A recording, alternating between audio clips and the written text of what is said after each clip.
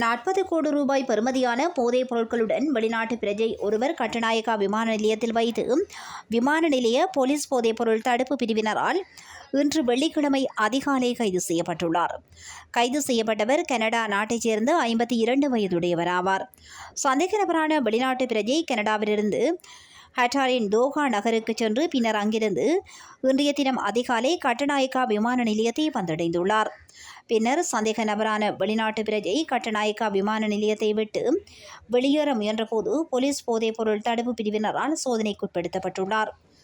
இதன்போது சந்தேக நபரான வெளிநாட்டு பிரஜை கொண்டு வந்த பயண பொதிகளில் மிகவும் சூட்சுமமாக மறைத்து வைக்கப்பட்டிருந்த 12 கிலோ 196 கிராம் ஹைஸ் போதைப்பொருளும் 5 கிலோ 298 கிராம் ஹொக்கையின் போதைப்பொருளும் விமான நிலைய போலீஸ் போதைப்பொருள் தடுப்பு பிரிவினரால் கைப்பற்றப்பட்டுள்ளது. இது தொடர்பான மேலதிக விசாரணைகளை போலீஸ் போதைப்பொருள் தடுப்பு பிரிவினர் மேற்கொண்டு வருகின்றனர்.